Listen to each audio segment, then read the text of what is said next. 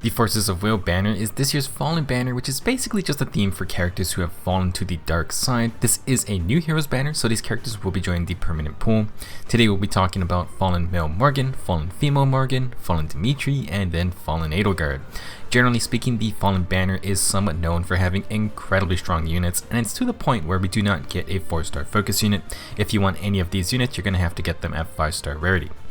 First, let's talk about Fallen Male Morgan. He's a red infantry mage, but he is quite different from his normal form. He'll have 38 HP, 37 attack, 17 speed, 35 defense, and 38 resistance. Min-maxed for low speed, but some great defenses, especially for a mage, and a good base attack stat. Male Morgan will have HP and res super boons if you're interested. We've been getting quite a lot of slow tanky mages this year, but Morgan's got some very powerful tools in his kit. For old skills, he'll have Iceberg as a special, no surprise there. He will then come with attack and res solo 4 and sabotage defense 3. Sabotage defense may seem strange for a mage, but it can help physical damage allies, and Morgan can utilize the debuffs for himself. Morgan will do this with his Tome of Despair. It's a 14-red tome with an extra +3 flat attack. At the start of combat, if Morgan has more than 25% HP, he inflicts -6 attack and res on the foe and will gain additional effects based on the value of total bonuses on Morgan plus the total penalties on the foe. Basically, you take the number of field buffs on Morgan, add them to the field debuffs on the foe, and depending on the total you get, you'll get some extra abilities. If you have a total of 5 or more, Morgan prevents a follow-up attack. If you have 10 or more, Morgan gets a follow-up attack himself, and if you have 15 or more, then he applies guard on the foe, slowing their special charging. In its base form, Tome of Despair inflicts -6 attack and res. If you can buff Morgan and debuff his opponent, then Morgan becomes real strong. He basically gets an Omni Breaker effect, which just means he prevents a follow-up attack while getting one himself, and then you add guard into the mix. For a slow unit like Fallen Male Morgan, these 3 abilities are fantastic. Mainly you want the first 2 since Morgan will become much deadlier while staying protected from faster units. He is vulnerable to no follow-up, but without it, then he'll be quite difficult to take out. Tome of Despair is pretty dang scary since Morgan is very tanky for a mage, and he comes with a brand new debuffing skill that will help activate this weapon. Attack and Res Menace is a brand new skill line, and it has been pretty good potential for some units. At the start of the turn, inflict -6 attack and res on the nearest foes within 4 spaces through their next actions, and grant attack and res +6 to unit for 1 turn. This should sound familiar because it's basically a variation on the tier 3 dual threatens, and like the name says, it's similar to Surtur's Menace's C skill. Instead of a 2-space range, this brand new Menace C skill line has a 4 range debuff, but it only hits the closest foes. You must land the debuff to then get the +6 attack and res self buff, which makes this a super good skill for player phase units since the turn's gonna start, they apply debuffs while buffing up, and then they attack probably the closest foe. This is exactly what Morgan wants for Tome of Despair. If enemies are within his attack range, he hits them with -12 total debuffs and gains a +12 total in bonuses. 24 total between the 2 easily meets your 15 or more requirement and gives wiggle room for in case the foe can neutralize debuffs or neutralize Morgan's field buffs. Now, for inheriting, these Menace C skills have 0 restrictions. You can even put them on a healer, and this is pretty good because technically it does act like a somewhat long-range debuffing skill. 4 spaces is quite far, and even though you will most often only hit the closest enemy, it can hit multiple if they are the same amount of spaces away. Another important thing to note is that the prereqs for the skill are the lower tier dual threatens. You just need threaten attack and res 2, and guess what? Sonya brought that for us a little while ago. If you want to get attack and res solo or sabotage defense from Morgan while getting the new attack and res menace skill, then this is some nice value. Maybe you might have noticed, but attack and res menace is actually almost exactly the same effect that regular Male Morgan's Grimace Truth, Goddess of Refine. Grimace Truth also affects speed, but Fallen Male Morgan doesn't care about that since he gets a free follow-up attack. In a sense, the 2 Male Morgans have similar strengths. If you enter their 4-space attack range, you get debuffed and Morgan buffs himself up.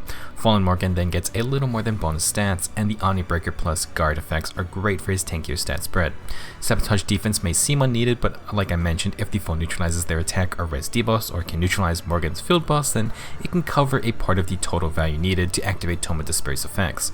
It's a decent support skill that sometimes may help Morgan, but you can always swap it out for something like a low attack and res. That will just make Morgan real tanky without the added effects, and he won't need quick repose. Attack and res solo is fine, you can double up with solo skills. Close foil or close counter could be fun, but stances, bonds, or unities are all options too. Keep in mind, Morgan does have player phase and enemy phase skill pressures, so a dual phase stat booster like the solo skills would be nice. Now, why do I have no follow-up here on a 17 base speed unit? Well, Tome of Despair has 2 follow-up based effects, and those could get cancelled out, which would then go to a speed check. Morgan ain't winning any of those, so with no follow-up, he can disable things like Wary Fighter, which then opens the way for his guaranteed follow-up to go. Of course, no follow-up counters Tome of Despair very hard, so be careful of those units. All in all, Fallen Male Morgan is quite scary, tanky mage with follow-up prevention and guaranteed follow-ups. He does need to play a game of buff and debuffing, but with his new attack and res Menace C skill, it gets a little easier if you're approaching Morgan. As expected, very solid unit. Next up is Fallen Female Morgan. She got rid of her tome and is now a flying axe unit. She would have 40 HP, 39 attack, 17 speed, 41 defense, and 35 resistance, attack and defense super boons. Low speed with good attack, defense, and res. Seems familiar. She will tie for highest base defense for any flyer, and 35 base res is dang good for an axe unit. For all skills, Female Morgan will have Glimmerster Special. She will then have attack and defense solo 4 and dive bomb 3. Permanent pull dive bomb actually exists now, so maybe more players can start to get a hold of it. Female Morgan's weapon is the Axe of Despair, and I hope you paid attention to Male Morgan because we're basically just repeating ourselves. The only difference with Axe of Despair is that instead of +3 attack, Female Morgan gets accelerated specials, and boy would that be handy. Otherwise, the 2 Morgans share most of the same effects. Female Morgan can inflict attack and defense debuffs, and with the same buff/debuff total value, she can prevent a follow-up attack, get a free follow-up herself, and also have guard. Also coming on Fallen Female Morgan is Attack and Defense Menace, exact same thing as Male Morgan's Menace skill, just for Attack and Defense debuffs and Attack and Defense buffs. Now, Attack and Defense Menace requires Threats and Attack and Defense 2, which we can get from Patrine. I'm not sure if it's just a coincidence that both Menace skill prereqs are on reward units, but it's good if you want to get Attack and Defense Menace, plus either Attack and Defense Solo or Dive Bomb. Something I just realized is that Attack and Defense Menace is potentially quite good for a Wyvern Flight build, since you compare defense stats before combat. If the Menace skill activates, that's a +12 defense advantage in your favor, and you only need a +14 difference for the maximum -7 attack and defense debuff from the Wyvern Flight skill. Hitting the right target is a concern, but I can see the potential. In terms of playstyle and builds, well, Female Fallen Morgan kinda just wants to do the same thing as Male Morgan. Ideally, Attack and Defense Menace is going to activate Axe of Despair, and then Morgan can use her free follow-up attack to proc Dive Bomb. Fun for instant 2 hits from a high attack flyer, and it can also proc Glimmer on her second hit since it's going to be on a 1 cooldown. Now if Morgan ends up taking damage like in the longer PvE maps, then you can always swap it to Desperation. Male Morgan can also run Desperation since their follow-up attacks from their weapons are going to use the Desperation effect. In terms of specials, Female Morgan can mix things up. If you run Bonfire with Heavy Blade, that can proc on the second Dive Bomb hit. Additionally, 2 Heavy Blade hits will also activate Gale Force for this Morgan, so that can be a fun setup as well. While solo skills are nice, I do think the new Attack and Defense Catch skill from Legendary Sigurd would work for this Morgan. It even works nicely with the Menace C skill debuffs. Speaking of which, if you're just not feeling like you could use these Menace skills, you can swap it out to the standard Ryan debuffs, but Morgan really needs those buff or debuffs, so unless you supply those from her allies, then Menace is still really good to keep. Last, as a flyer, Female Morgan can use the Near Trace Kanto skills. I wouldn't go for the Speed and Defense one from Tiny Tonic currently out, but maybe in the future there will be a better variant. Overall, Fallen Female Morgan works just like Male Morgan. Getting a free follow-up attack and preventing a follow-up attack are very important, so the Menace skills are great for the job. Female Morgan can use Dive Bomb to then instant 2-tap, low high HP foes, but she cannot get too low herself. Another very fun Fallen unit. Third, we have Fallen Dimitri. He is still a Lance Infantry unit and he has his sleek black armor like his legendary ult. Turns out his stats are also similar to Legendary Dimitri with 40 HP, 42 attack, 40 speed, 38 defense, and 17 res. Very, very close, but this Dimitri will work a bit differently. Fallen Dimitri will have an attack super boon, and that's a great choice for what he wants to do. For his old skills, Dimitri's going to come with Glimmer, Tag and Speed Solo 4, and Odd Tempest. Seems like Fallen Dimitri is taking Odd Tempest from his legendary ult and putting it in the permanent pool. For his weapon, Fallen Dimitri has the Vengeful Lance. It has 16 might and adds another +3 attack on top.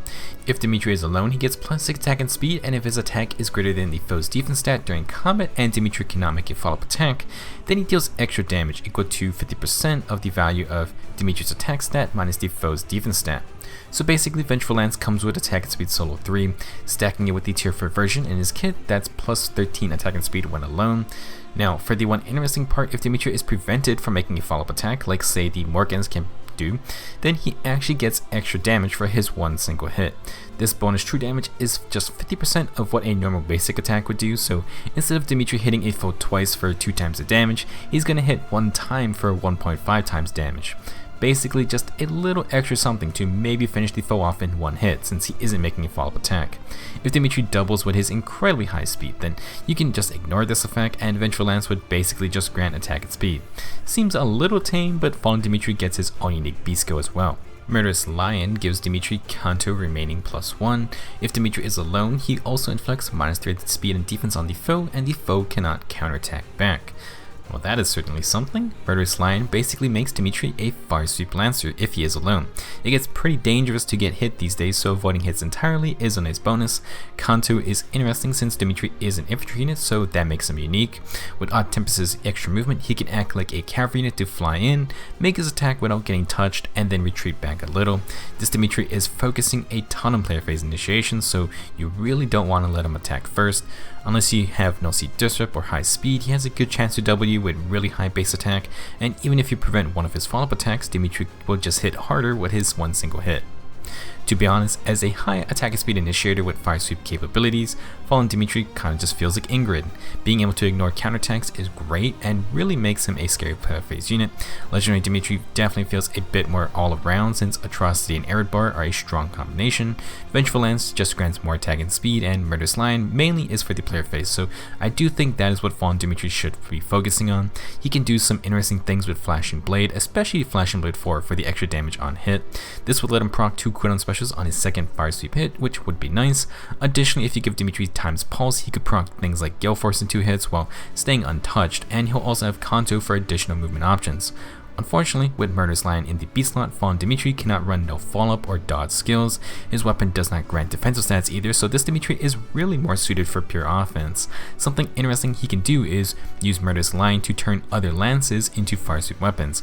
What if he had a Brave Lance that prevented counterattacks? More specifically, the Ninja Yari Plus Lance, which actually adds extra speed. Quad attacking without retaliation sounds pretty dang fun, and you can pair that with the Flashing Blade, times pulse, and go for setup for something unique. Dimitri would be able to get 2 hits in since it's a brave weapon, and 2 hits is going to charge Gale Force. Even if the enemy survives, he could just attack again, otherwise would be pretty tough to survive 4 hits with Flashing Blade 4's extra damage and Dimitri's crazy high base attack. Very pricey setup with hard to get pieces, but it's fun to think about. Fallen Dimitri may not have Atrocity, but you definitely don't want to get in his way either. Last up is this year's just straight disgustingly OP Fallen unit. Fallen Edelgard is here to terrorize people, and she will just absolutely obliterate a ton of units. She actually isn't an X unit this time, but instead a colorless armored beast unit. Only our second armored beast unit in the whole game, and boy does she have probably the most cursed transformation sprite in the game too. For stats, she'll have 45 HP, 42 attack, 14 speed, 44 defense, and 39 resistance. Her attack or res super boons are great choices, or you can go with the speed super boon on the slowest unit in the game. Fallen Edelgard is here to show the Morgans what armored BST gets you when you abandon the concept of speed entirely. For ult skills, Edelgard has Bonfire, and she will also borrow her legendary ult's Armor Stride 3C skill. Extra movement when alone is going to be very good for this kit. Edelgard's weapon is the Twin Crest Power Beast weapon, I guess. It accelerates special trigger, and if she has more than 25% HP, she inflicts -6 attack and defense, prevents herself and the foe from making a follow-up attack, and if Edelgard initiates combat when transformed, she then gets another action during combat. As a reminder, beast units transform when next to other beast or dragon allies, or when completely alone on the battlefield. The armored beast transformation bonus is actually just distant counters, so yeah, Edelgard is going to be a monster. She basically has her legendary ult's Raging Storm ability, which grants another action after initiating. Like before, it should stack with Gale Force, so it's possible for Edelgard to move 3 times without a dancer. Edelgard also only gets the extra action when transformed, so that will be a vital thing to upkeep. She can be hard to use in a team of non-beast or dragon units, so you do need to be careful. While Edelgard actually has wary fighters stopping her own follow-ups, it doesn't matter if she's gonna proc Raging Storm. She can just attack again to simulate a follow-up double, and there's no stopping this ability besides not letting her initiate or not being transformed. It gets worse though, because Fallen Edelgard also gets a unique beast gold called Armored Wall. If she has 125% HP, Edelgard essentially gets Special Fighter and also restores 7 HP after combat. During her first fight in either player or enemy phase, she also gets to reduce damage on the first attack by 40%. Armored Wall plus Twin Crest power is just a mistake, honestly. There are like 8 different effects going on, and they all make Fallen Edelgard an actual raid boss type unit. Having Special Fighter is great with distant counter, but Edelgard also has excited specials, and that's going to open up some very nasty builds. Before we put everything together, Edelgard will also be bringing us Attack and Defense Ideal 4. It grants +7 attack and defense if you have full health or you have a bonus active, and if you have both of those, then you get an extra +2 on top. Ideal A skills are inheritable by infantry and armor units. Honestly, these skills are fine for the first combat since you should be at full HP. However, unless you take no damage, you're gonna need healing or a bonus to continue gaining the stat boost. Edelgard will be fine since she has Armor Stride, assuming it's active. So overall, there's no denying that Fallen Edelgard is a straight up monster. She is incredibly powerful, although there are some ways to slow her down. In terms of playstyle, she has player and enemy phase presence. For the player phase, she should be alone to transform and get Armored Stride.